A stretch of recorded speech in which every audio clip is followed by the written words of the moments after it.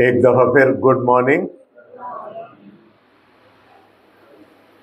उम्मीद है कि खुदावंद में आप सब लोग सलामत हैं, खुश होंगे। एक सवाल है और उस सवाल से मैं शुरू करना चाहता हूं। पुराने अहदनामा का वो कौन सा हिस्सा है जिसको नए अहदनामा में सबसे ज्यादा कोट किया गया है? पुराने अहदनामे का कौन सा हवाला है जिसको सबसे ज्यादा नए अहदनामा में कोट किया गया है? जी, यसाया। यसाया, वो तो उन्होंने तो 41 कह दिया। आप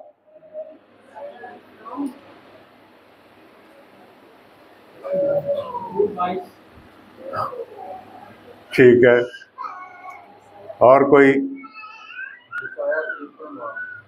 यसाया 53 बाब।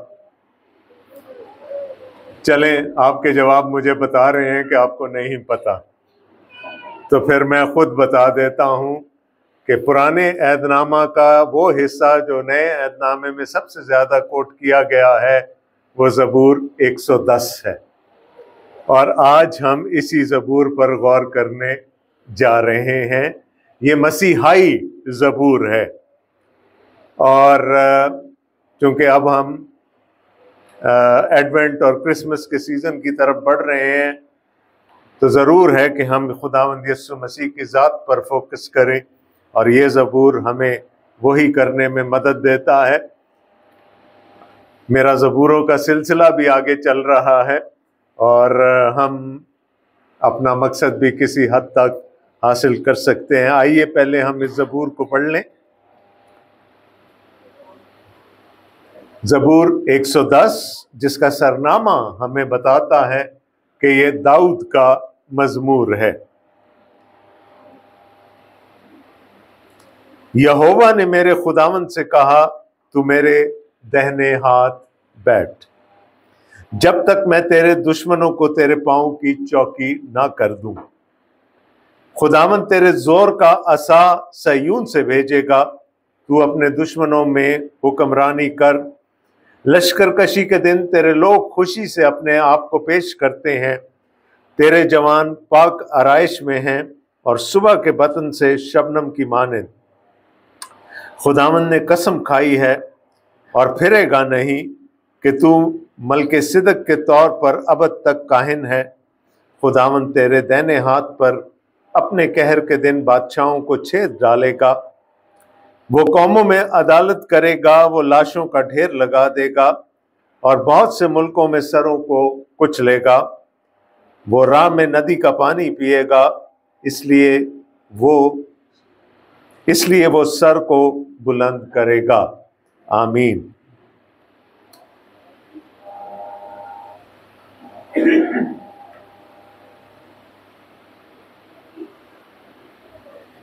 उस खास दिन पर यरूशलेम की फजा बहुत खुशगवार थी। खुदावंद यीशु मसीह एक गधी के बच्चे पर बैठकर यरूशलेम में दाखिल हुए, फातिहाना अंदाज में दाखिल हुए। लोगों ने बुलंद आवाज से नारे लगाए, होशाना मुबारक है वो जो खुदावंद के नाम से आता है। एक तरफ तो लोग खुशी मना रहे थे खुदावंद यीशु मसीह के इस तरह से शहर में आने पर, लेकिन दूसरी तरफ काहिन और फरीसी और उस वक्त की जो मजहबी इस्टेब्लिशमेंट थी, उनको परेशानी लाहक हो गई कि ये कौन है जो इस तरह से यरूशलेम में दाखिल हुआ है। इस पर तुर्रा ये कि खुदावंद यीशु मसीह सीधे हैकल में तशरीफ ले गए और उन्होंने जाकर हैकल की सफाई शुरू कर दी। अब उनके ज़हनों में मजीद कुलबुलाहट होने लगी। वो मजीद कंफ्यूज हो गए कि ये कौन है और इसके पास ये इख्तियार कहां से आया है इन सब बातों को करने के लिए। खुदावंद यीशु मसीह ने उनको चंद तमसीलें सुनाई जिससे कि साफ जाहिर होता था कि खुदा के मसीह को काहिनों और रबियों और फरीसियों के हाथों से दुख उठाना जरूर है, लेकिन उनके सवाल का जवाब नहीं मिला कि ये कौन है, किसके इख्तियार से ये सब कुछ कर रहा है। तो यीशु ने एक सवाल कर लिया उनसे कि यूहन्ना का बपतिस्मा आसमान की तरफ से था, खुदा की तरफ से, या इंसान की तरफ से? उनको जवाब मालूम था, लेकिन उन्होंने जवाब देना ना चाहा, और फिर उन्होंने खुदावंद यीशु मसीह पर सवालात की बौछार कर दी ताकि वो देख सकें कि ये कौन है, जान सकें कि ये कौन है। उन्होंने पूछा, कैसर को जिजिया देना रवा है या नहीं है? मुर्दों की कयामत के बारे में सदूकियों ने सवाल कर लिया। एक स्क्राइब, एक शरा का आलिम, एक फकीह आया और उसने कहा कि मुझे ये बता कि सबसे बड़ा हुक्म कौन सा है? और खुदावंद यीशु मसीह ने इलाही हिकमत के वसीला से इन सब सवालों के ऐसे जवाब दिए कि वो शशदर रह गए। और फिर खुदावंद यीशु मसीह ने उनसे एक सवाल कर लिया आखिर में, क्योंकि ये बहस खत्म होने में नहीं आ रही थी। खुदावंद यीशु मसीह ने उनसे एक सवाल कर लिया, और वो सवाल ये था कि मसीह किसका बेटा है? और उन्होंने फौरन जवाब दिया, दाऊद का। तो फिर खुदावंद यीशु मसीह ने ज़बूर 110 की पहली आयत कोट की, जिसमें लिखा है, यहोवा ने मेरे खुदावंद से कहा, तू मेरे दाहिने हाथ बैठ जब तक मैं तेरे दुश्मनों को तेरे पांव की चौकी न कर दूं।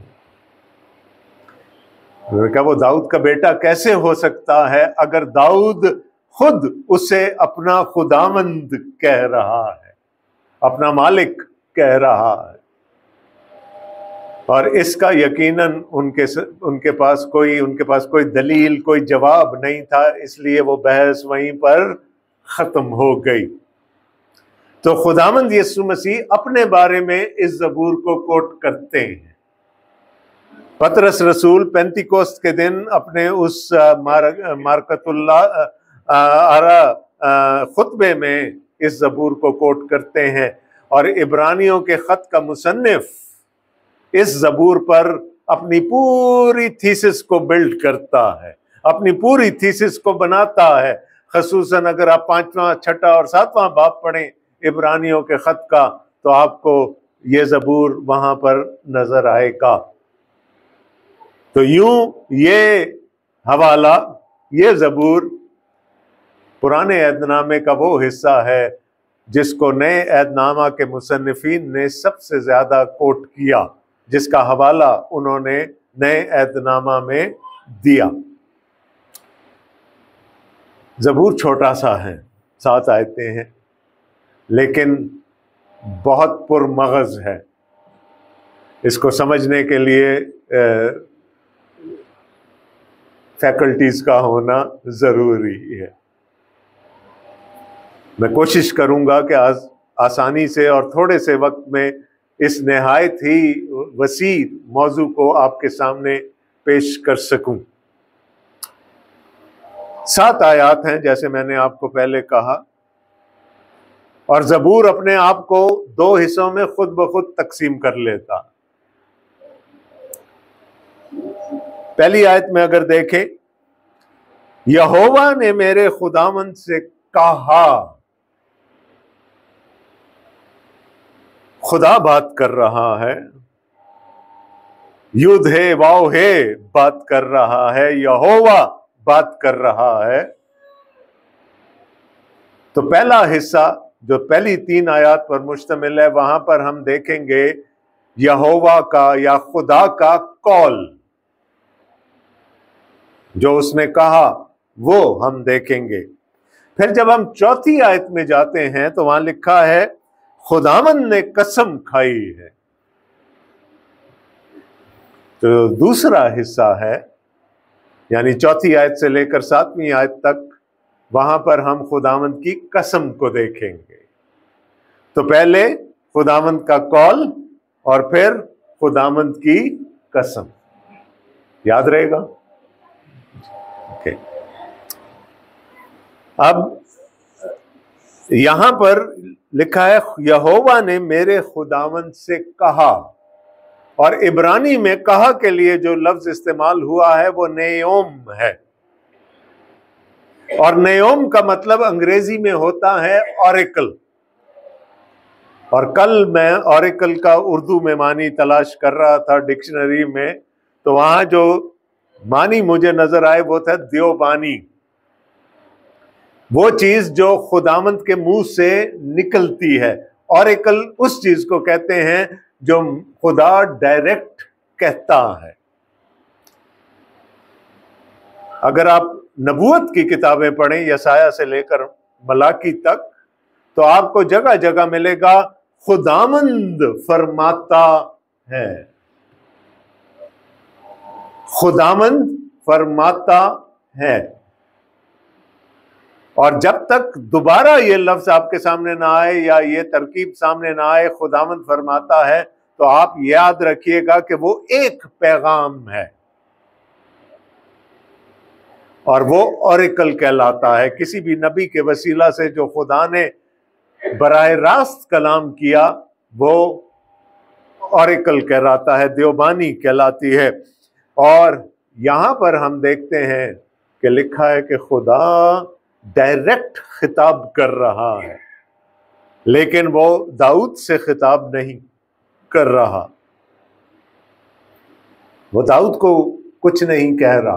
वो किससे खिताब कर रहा है? मेरे खुदावंद से। दाऊद जिसको लिखता है मेरे खुदावंद। अगर मैं इसको यूं देखूं, यहोवा ने यूधे वाओ हे ने अदोनाई से कहा, मेरे खुदावंद से कहा, और यहां इशारा मसीह की तरफ है। और चूंकि खुदावंद यीशु मसीह ने इसको अपने लिए खुद कोट किया था, तो हमें किसी किस्म का कोई शक नहीं होना चाहिए कि ये इशारा मसीह की तरफ है, और ये एक मसीहाई जबूर है। दाऊद अपनी जिंदगी का कोई वाकया इसमें बयान नहीं कर रहा। जबूर 22 भी एक मसीहाई जबूर है, लेकिन वहां दाऊद अपनी जिंदगी के वाकयात बयान करता है जो मसीह पर भी सादिक आते हैं। यहां पर हमें दाऊद की अपनी जिंदगी का कोई वाकया नहीं नजर आता, लिहाजा ये एक बराह रास्त मसीहाई जबूर है। खुदावन ने, युद्ध है वाओ है ने, यहोवा ने मेरे खुदावन से कहा, अपने मसीह से कहा। तो युद्ध है वाओ है ने अदोनाई से, मेरे मालिक से, मेरे खुदावन से कहा, तू मेरे दाहिने हाथ बैठ जब तक मैं तेरे दुश्मनों को तेरे पांव की चौकी ना कर दूं। याद रखे कि हम जबूर में हैं, और जबूर नज़म है, और नज़म की जुबान अक्सर वो होती है जो नसर की नहीं होती। इसमें बहुत सारे गुलबूटे भी काढ़े जाते हैं। मेरे दाहिने हाथ बैठ, ये तरकीब हमें कलाम मुकद्दस में कई जगह पर मिलती है। खुदा का दाहिना हाथ या किसी के दाहिने हाथ बैठना। जब्दी के दोनों बेटे याकूब और यूहन्ना एक दिन खुदावंद यीशु मसीह के पास आए और कहने लगे, हम चाहते हैं कि तू हमारे लिए कुछ करे। यीशु ने कहा, क्या कर सकता हूं मैं तुम्हारे लिए? तो उसने कहा, जब तू अपनी बादशाही में आए तो बख्श दे कि हम में से एक तेरे दाहिनी तरफ और दूसरा तेरे बाईं तरफ बैठे, यानी हम तेरी बराबरी करना चाहते हैं। तो दाहिने हाथ बैठने का मतलब क्या है? बराबरी। तो युद्ध है वाओ है ने, खुदा बाप ने मेरे खुदावंद से कहा, मेरे दाहिने हाथ बैठ। तो इसका क्या मतलब हुआ?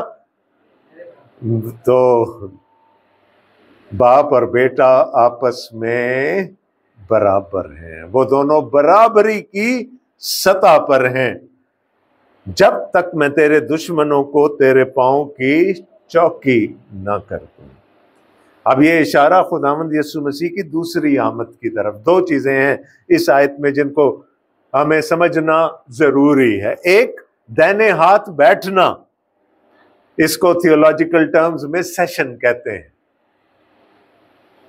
और ये हमारा ईमान है। जितने भी अकीदे हमारे हैं, चाहे वो नकाया का हो या रसूलों का हो, सब में एक बात हमें बताई गई है कि जी उठने के बाद खुदावंद यीशु मसीह खुदा बाप के दाहिने हाथ जा बैठा। तो वो आज भी सेशन में है, वो आज भी खुदा के दाहिने हाथ बैठा हुआ है। और वो वहां क्या कर रहा है, ये हम देखेंगे जबूर के अगले हिस्से में। तो एक बात तो हो चुकी है, लेकिन दूसरी बात, जब तक मैं तेरे दुश्मनों को तेरे पांव की चौकी ना कर दूं, ये अभी होना बाकी है। ये खुदा के अपने इंतजाम में, खुदा की अपनी मर्जी के मुताबिक ये होगा और मुस्तकबिल में कभी होगा।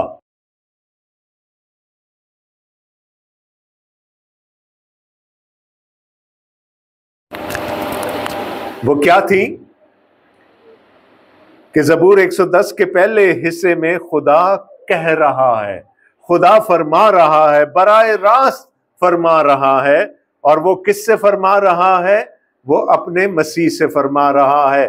वो दाऊद के खुदामंद से, मेरे और आपके खुदामंद से फरमा रहा है कि मेरे दाहिने हाथ बैठ, मेरे बराबर आकर बैठ, जब तक मैं तेरे दुश्मनों को तेरे पांव की चौकी ना कर दूं। और मैंने आपको बताया कि ये पहला हिस्सा तो हो चुका।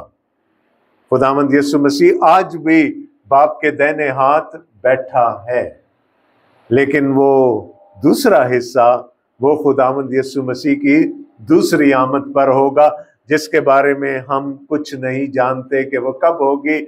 सिर्फ खुदा बाप को पता है कि वो अपने ठहराए हुए टाइम टेबल के मुताबिक दोबारा अपने मसीह को, अपने बेटे को कब इस दुनिया में भेजेगा। पहले आने का मकसद क्या था कि वो खुदा की बादशाही को मुतारिफ करा सके सब लोगों से। दूसरी आमद में क्या होगा? अदालत होगी, और अदालत होगी तो फिर दो तरह के लोग सामने आएंगे। खुदावंद यीशु मसीह जब पहली दफा इस दुनिया में आए थे, तो उस वक्त भी लोग दो हिस्सों में बट गए थे। एक वो थे जो उसका कलाम सुनने के लिए आते थे, जो उसकी बातों पर ईमान लाते थे, जो उस पर ईमान लाते थे। और दूसरे वो थे जो कि उसमें गलतियां निकालने के लिए, उसको किसी तौर से पकड़ने के लिए आते थे कि इसको हुकाम के हवाले किया जा सके। इसी तरह दूसरी आमद पर भी होगा। वो भेड़ों और बकरियों को जुदा कर देगा, और जो दुश्मन होंगे उनके लिए क्या लिखा है? उनको मैं तेरे पांव की चौकी ना कर दूं। अब पांव की चौकी का क्या मतलब है? कि मैं तेरे दुश्मनों को नेस्तो नाबूद ना कर दूं। पुराने जमाने में जब बादशाह फतह हासिल करते थे तो वो अपने दुश्मनों को नीचे लिटाकर उनकी गर्दनों पर अपना पांव रख देते थे कि अब हम दोबारा इनको सर उठाने के काबिल नहीं छोड़ेंगे। तो मैं तेरे दुश्मनों को तेरे पांव की चौकी ना कर दूं। तो जो दुश्मन होंगे उनका क्या अंजाम होगा जब खुदावंद यीशु मसीह अदालत के लिए आएंगे? दुश्मन मलियामेट हो जाएंगे, वो नेस्तो नाबूद हो जाएंगे। और ऐसा कौन करेगा? खुदा करेगा, खुदा बाप करेगा, जो इस चीज का कॉल, जिसका कॉल हम यहां पर पढ़ रहे हैं। खुदावन तेरे जोर का असा सयून से भेजेगा, तू अपने दुश्मनों में हुक्मरानी कर। और ये हम जानते हैं खुदावंद के कलाम के जितने भी तालिब इल्म हैं कि दूसरी आमद कोहे सयून या जैतून के पहाड़ पर होगी और वहां से खुदावंद यीशु मसीह अपनी फतह का अलम बुलंद करेगा, खुदा का मसीह अपनी फतह का अलम बुलंद करेगा। लेकिन मैंने कहा कि ये तो एक टाइप के लोग होंगे जो दुश्मन हैं, जो मुखालिफीन हैं, उनको नेस्तो नाबूद कर दिया जाएगा। लेकिन दूसरी तरफ वो हैं जो खुदावंद के लोग हैं। क्या था? दो में, पहले भी दो में तकसीम किया था, अब भी दो में तकसीम करते हैं। एक बीमारी है जिसको बाइपोलर डिजीज कहा जाता है, नफ्सियाती बीमारी है कि वो पोल्स पे रहते हैं वो लोग, कभी इस पोल पे कभी उस पोल पे। और मैं हमेशा यहूदियों को बाइपोलर कहता हूं, बनी इस्राइल को मैं बाइपोलर कहता हूं कि उनके नजदीक या तो आप यहूदी हैं, अगर आप यहूदी नहीं है तो फिर आप यूनानी हैं, चाहे आप जो कोई भी हो। वो किसी तीसरी चीज पे ईमान नहीं रखते, या आप यहूदी हैं या आप यूनानी हैं। और ऐसे ही हमारे पठान भाई हैं, वो भी इंतहाई बाइपोलर है। कहते हैं कि ये औलाद हैं बनी इस्राइल की। उनके लिए या तो आप पठान हैं, और अगर आप पठान नहीं हैं तो आप जो कोई भी हैं, आप पंजाबी हैं। ठीक है? तो वो भी यही तकसीम अपने जहन में रखते हैं। तो खुदावंद की आमद पर क्या होगा? उसकी दूसरी आमद पर तकसीम हो जाएगी, एक वो जो उसके दुश्मन होंगे। लेकिन तीसरी आयत में लिखा है, लश्कर कशी के दिन तेरे लोग खुशी से अपने आप को पेश करते हैं। रजाकाराना तौर पर जो तेरे पीछे चलने वाले लोग हैं, जो तेरे लोग हैं, वो रजाकाराना तौर पर अपने आप को पेश कर देंगे। किसके लिए पेश कर देंगे? तेरे पीछे चलने के लिए। ये आप मसीह से बातें हो रही हैं ना। तो एक तो वो लोग हैं जो तबाह किए जाएंगे, नेस्तो नाबूद किए जाएंगे, जो दुश्मन हैं, और एक तरफ वो हैं जो खुदावंद के लोग हैं, जो कि उसके पीछे चलने वाले हैं। वो खुशी से, अपने दिल की खुशी से खुदावंद के पीछे चलेंगे। तेरे जवान पाक आराइश में हैं। और यहां जो फिर हम इब्रानी टेक्स्ट की तरफ चलेंगे, वहां लिखा है सफेद जामे पहने हुए, पाक आराइश में है। सफेद रंग पाकीज़गी की अलामत है। वो पाक आराइश में हैं। और वो क्या करेंगे?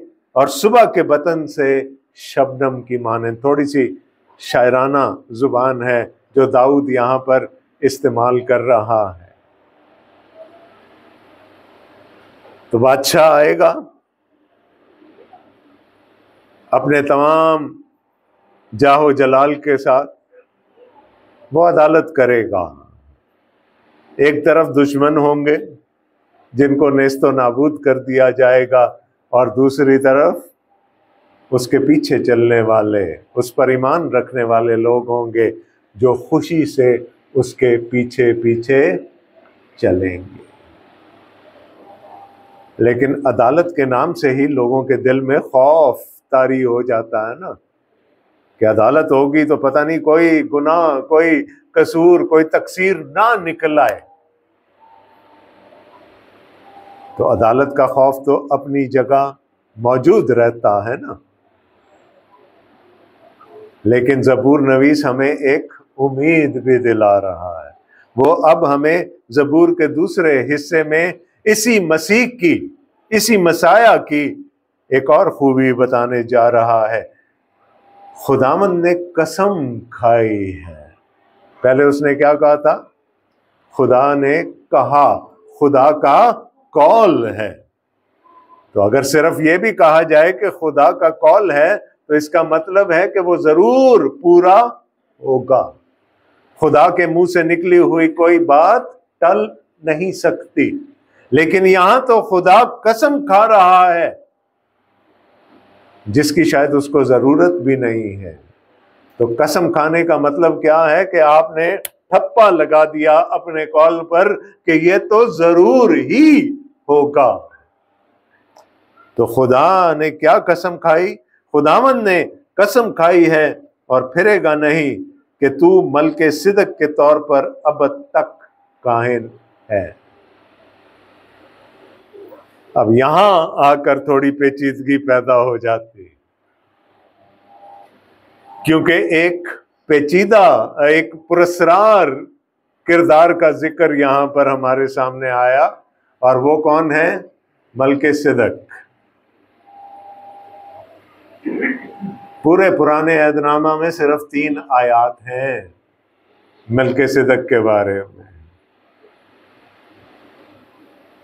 इसके अलावा हम उसके बारे में कुछ नहीं जानते। लेकिन इब्रानियों के खत का मुसन्निफ इसको बहुत डिटेल में बयान करता है, और वो खुदावंद यीशु मसीह से उसकी मुताबिकत को बयान करता है। तो देखना पड़ेगा ये मलके सिदक कौन है। आप देखिए कि दाऊद बादशाह है, और दाऊद किसकी नस्ल से था? यहूदा की नस्ल से। लेकिन जो काहिन होते थे वो लावी की नस्ल से थे। बनी हारून सिर्फ काहिन बनने की लियाकत रखते थे। अगर कोई बनी हारून नहीं है तो वो कहानत के मनसब पर फायज नहीं हो सकता। तो या तो दाऊद बादशाह बन सकता था, और काहिन तो वो किसी सूरत में नहीं बन सकता था, क्योंकि वो लावी के खानदान से या हारून के खानदान से नहीं था। तो यहां जिस शख्सियत का जिक्र हो रहा है खुदा के मसीह का, वो बादशाह भी है और काहिन भी है। लेकिन अगर हारूनी कहानत की बात की जाती तो फिर खुदावंद यीशु मसीह भी उस पर पूरा नहीं उतर सकते थे। खुदावंद यीशु मसीह किसकी नस्ल में से थे? दुनियावी तौर पर दाऊद की, और दाऊद किसकी नस्ल में से था? यहूदा की नस्ल में से था। लिहाजा वो कहानत का चैप्टर बिल्कुल ही बदल दिया गया खुदावंद यीशु मसीह के लिए, और क्या कहा गया कि तू मलके सिदक के तौर पर काहिन होगा और अब तक होगा। अब ये मलके सिदक कौन है? मैंने पहले कहा सिर्फ 3 आयात हैं पूरी बाइबल मुकद्दस में जो हमें मलके सिदक के बारे में बताती हैं, और वो आयात पैदाइश की किताब के 14वें बाब में है। कहानी याद है आपको? जी, 5 बादशाह थे एक तरफ और 4 बादशाह थे दूसरी तरफ, जिन्होंने आपस में जंग की। अब इनको वैसे बादशाह ना समझिएगा जैसे हमारे ज़हन में बादशाह का तस्वर है। ये छोटी छोटी शहरों के बादशाह थे, जिसको हम मेयर कह सकते हैं, मे भी। यानी इनकी कोई बहुत बड़ी कोई बादशाहत नहीं थी। तो 4 बादशाह एक तरफ थे और 5 बादशाह दूसरी तरफ थे। आपस में जंग हुई और उन 4 बादशाहों ने 5 बादशाहों को शिकस्त दे दी। और जैसा कि उस जमाने में होता था, उन्होंने सारा लूट का सामान इकट्ठा किया, माले गनीमत इकट्ठा किया, और उनके लोगों को भी कैदी बनाकर अपने साथ ले गए। अब ये जो 5 बादशाहों ने शिकस्त खाई थी, इनमें सदूम का बादशाह कदरला उमर भी था। और हम जानते हैं बाइबल मुकद्दस से, जो थोड़ा बहुत इल्म रखते हैं बाइबल मुकद्दस का, कि अब्राहम का भतीजा लूत और उसका खानदान सदूम में बसते थे। लिहाजा लूत और उसका खानदान भी कैदी बनाकर ले जाए गए। ये खबर जैसे तैसे अब्राम तक पहुंच गई। और ये खाना बदोश लोग थे, अब्राम भी और लूत भी, ये खाना बदोश लोग थे। इनके लिए इनकी फैमिली, इनका खानदान बड़ी अहमियत रखता था। तो जब अब्राम ने ये खबर सुनी तो उसने 318 मशाक लोगों को जमा किया और उसने उन 4 बादशाहों का पीछा किया। और कहां तक पीछा किया? ये बिल्कुल जनूब में रहता था, ममरे के बलूतों में ये अब्राम रहा करता था। ये शुमाल तक, दान के इलाके तक उनका पीछा करते गया और फिर दान से दमिश्क तक उनका पीछा किया और रात रात में उन पर हमला करके उनको शिकस्त दे दी। जब शिकस्त दे दी तो वो सारा लोगों को छुड़ा के और जितना माल उन बादशाहों ने जमा किया था वो सब लेकर अब्राम वापस चला। और जब वो वापस आ रहा था तो रास्ते में 2 बादशाहों ने उससे मुलाकात की। एक तो सदूम का बादशाह कदरलाओमर था और दूसरा मलके सिदक था। मलक या मलाख इब्रानी में बादशाह को कहते हैं। ये सदाकत का, रास्तबाजी का बादशाह था। 2 बादशाहों ने मुलाकात की अब्राम के साथ। एक ने कहा कि तू मेरे लोगों को छुड़ा कर ले आया है, लूट का माल भी वापस ले आया है, तो एक काम करते हैं, माल तू अपने पास रख, जितना भी है वो तेरा हुआ, मेरे लोगों को मुझे वापस दे दे। इब्राहिम ने कहा, खुदावंद के नाम की कसम मैं ऐसा नहीं करूंगा, मैं तेरी कोई चीज अपने पास नहीं रखूंगा, धागा ही क्यों ना हो, जूती का तस्मा क्यों ना हो, वो सब मैं तुझे वापस कर दूंगा, सवाए उन चीजों के जो मेरे लोगों ने रास्ते में खा ली है। और यूं अब्राम ने उसका एहसान नहीं लिया, किसी तरह का एहसान नहीं लिया और सारा माले गनीमत और लोग उसको वापस कर दिए। लेकिन दूसरी तरफ एक और बादशाह आया, मलके सिदक आया, और वो कहां से आया हमें कुछ पता नहीं। पैदाइश की किताब नसबनामों की किताब है, थोड़ी थोड़ी देर बाद एक नसबनामा सामने आ जाता है, लेकिन मलके सिदक का कोई नसबनामा हमारे लिए नहीं रखा गया। उसका बाप कौन था, उसकी मां कौन थी, हमें कुछ पता नहीं। वो बस सीन पर अपीयर हो गया, कहीं से आ गया। उसके बारे में लिखा है वो सालिम का बादशाह था। सीन लाम मीम रूट है सलामती की, शालूम की। तो वो लिखा है कि वो रास्तबाजी का बादशाह था और वो सलामती का बादशाह था। अब वो आया, उसने 2 काम किए। एक तो वो अब्राम के लिए रोटी और मैं लेकर आया, और दूसरा उसने अब्राम को बरकत दी। अब ये ना समझिएगा कि वो होली कम्युनियन करवाने आया था, ठीक है। रोटी और मैं का जिक्र आते ही हमारा ज़हन अभी थोड़ी देर पहले जो कुछ हमने किया उसकी तरफ जा सकता है। ये होली कम्युनियन नहीं थी। मलके सिदक को पता था कि अब्राम और उसके जो हवारी हैं वो जंग करके आ रहे हैं, थके हुए होंगे, भूखे होंगे, वो उनके लिए रोटी और मैं लेकर आ गया। ये परवरदिगारी थी, ये प्रोविजन थी मलके सिदक की। उसने उनके लिए रोटी और मैं फराहम की, और दूसरी तरफ उसने अब्राम को बरकत दी। अब्राम समझ गया कि ये कोई मामूली आदमी नहीं, उसने ज्यादा तफ्तीश नहीं की, वो उसके एक्शन से समझ गया कि अगर ये फराहम कर सकता है और अगर ये बरकत दे सकता है तो फिर ये मामूली नहीं है, ये खुदा ताला का काहिन ही हो सकता है। तो अब्राम ने क्या किया,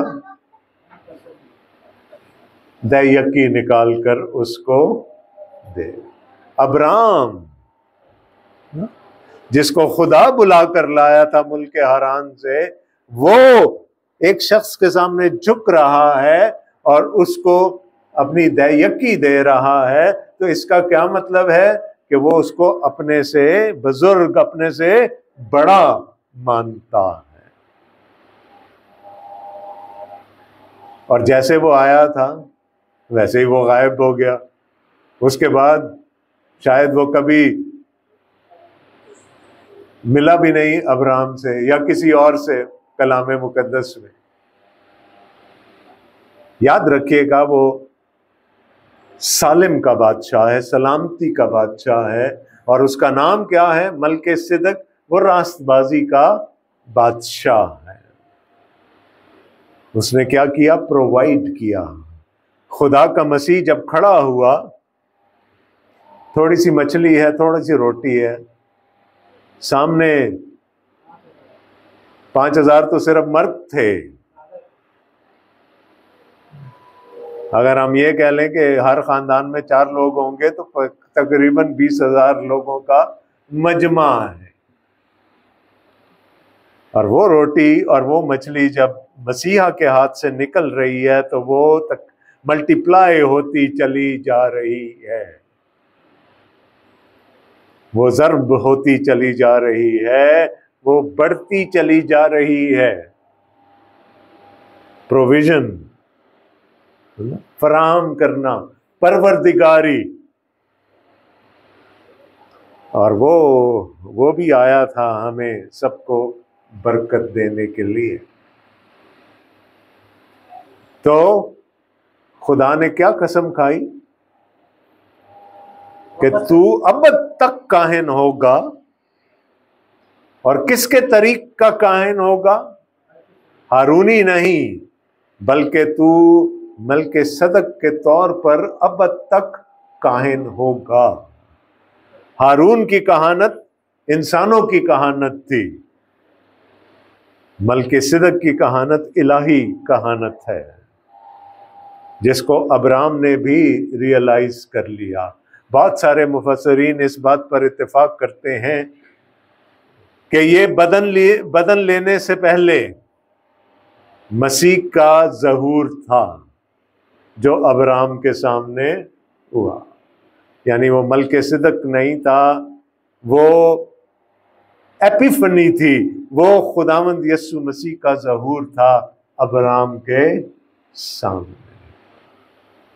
और खुदावंद यीशु मसीह ने भी कहा था ना, तुम्हारा बाप अब्राहम मेरा दिन देखने की उम्मीद पर जिंदा था और उसने देखा। ना सिर्फ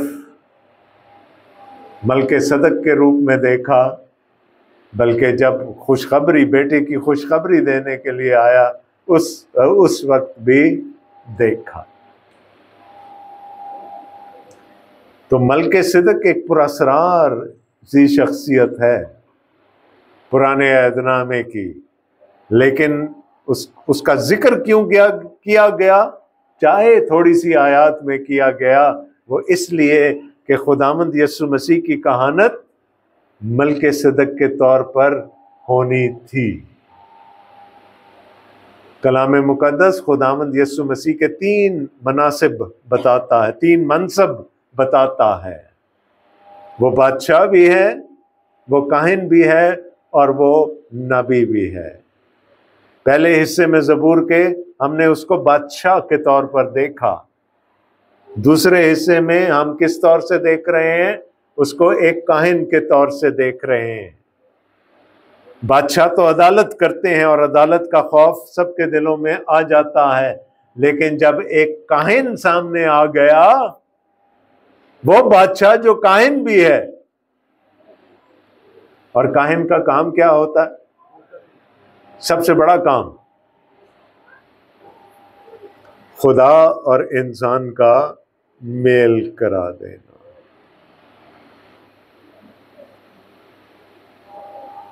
वो इंसान का हाथ पकड़कर खुदा के हाथ में दे देता है, और इसके लिए काहिनों को एक जिम्मेदारी दी गई थी कि अगर कोई गुनाह करे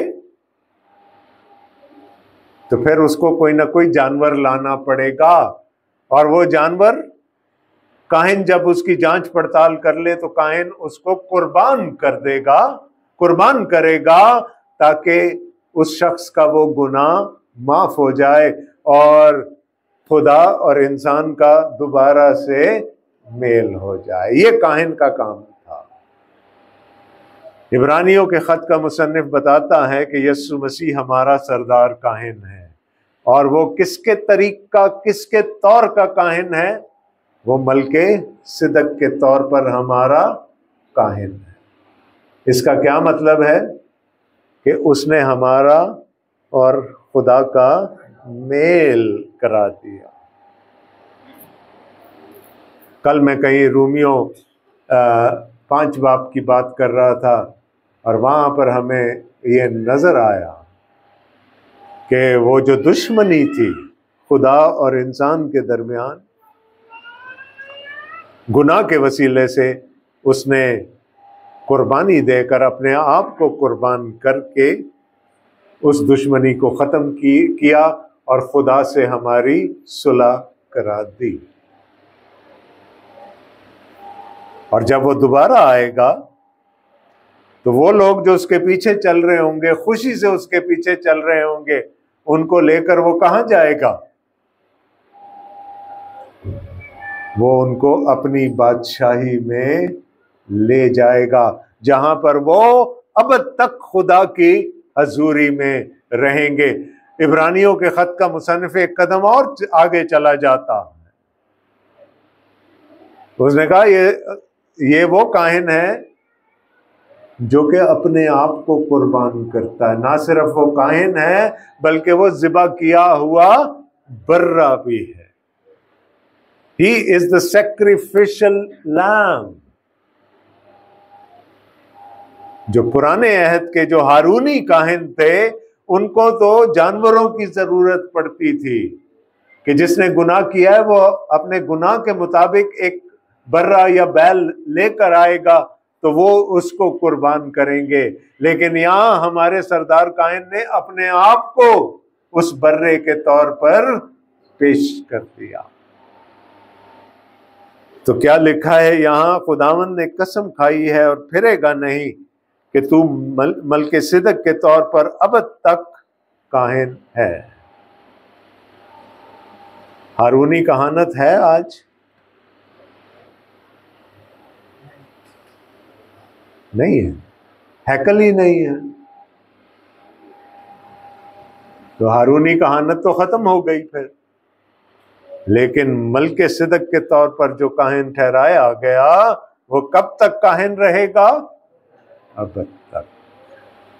उसको फौकियत हासिल है हारूनी कहानत पर, और वो अब तक कायम रहेगा।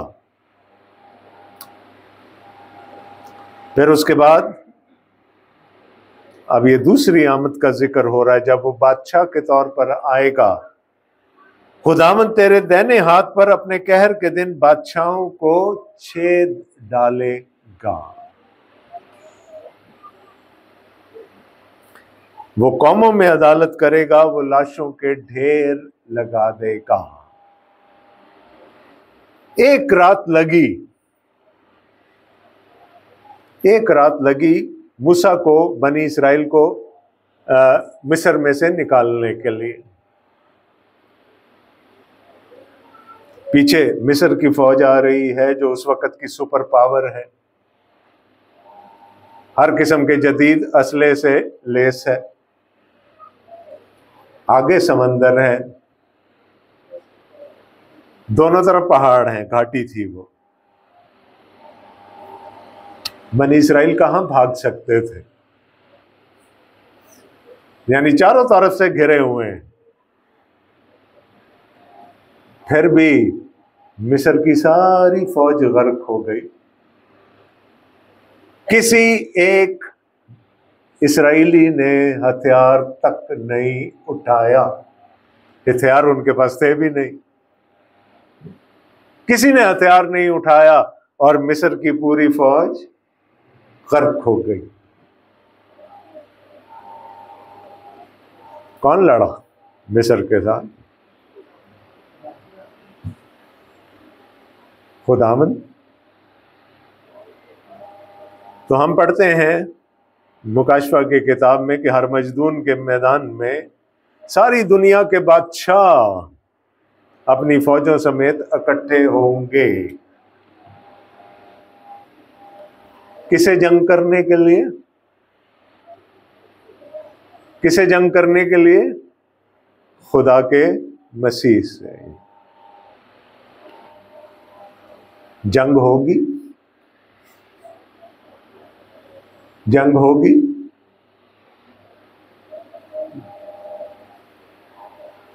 बाइबल मुकद्दस क्या बता रही है? जंग हुई थी?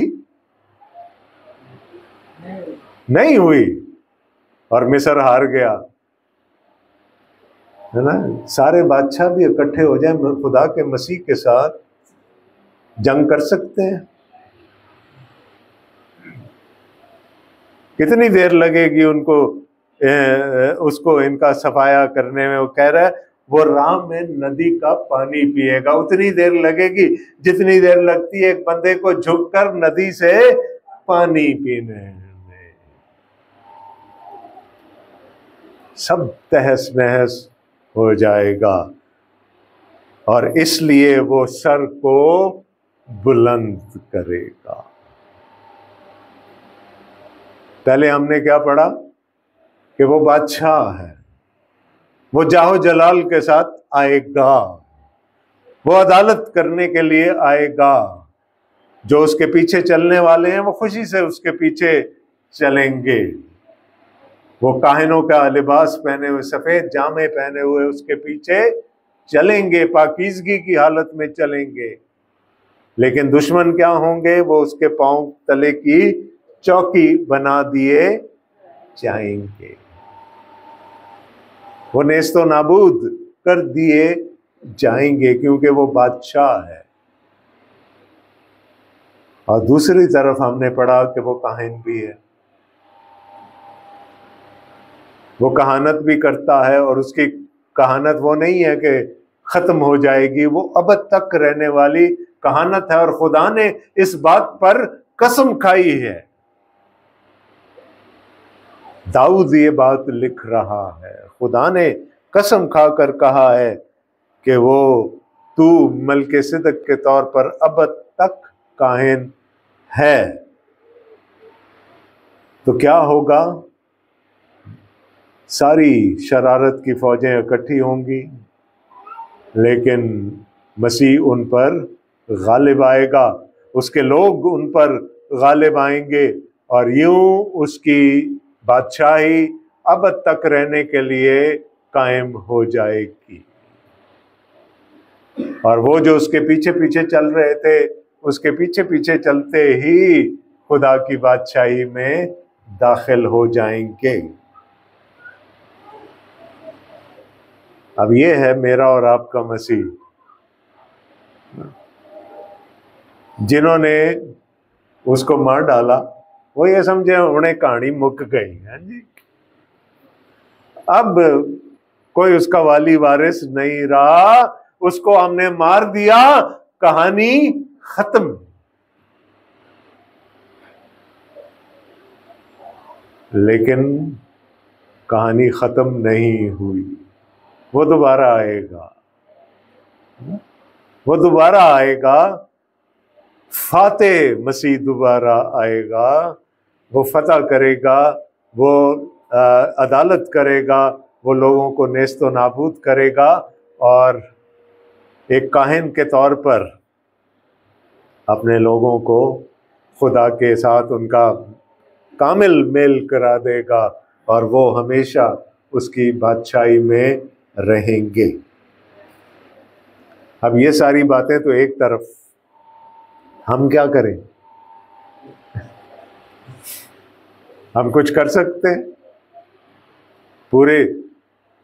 पूरी इस कहानी में कहीं हमारा जिक्र आया सवाए इसके के पीछे चलना? कौन कर रहा है? खुदा। किसके वसीले से? अपने मसीह के वसीला से। हम सिर्फ इतना कर सकते हैं कि जिसको अंग्रेजी में कहते हैं to be on his good side, है ना, कि उसकी दाहिनी तरफ रहे, उसकी अच्छी तरफ रहे, तो फिर हमारे लिए हमेशा की जिंदगी है। अगर हम उसके खिलाफ खड़े होंगे तो फिर क्या है? हमारे लिए अबदी हलाकत है। So the message is B on his good side. खुदावंद आपको बड़ी बरकत दे। आमीन।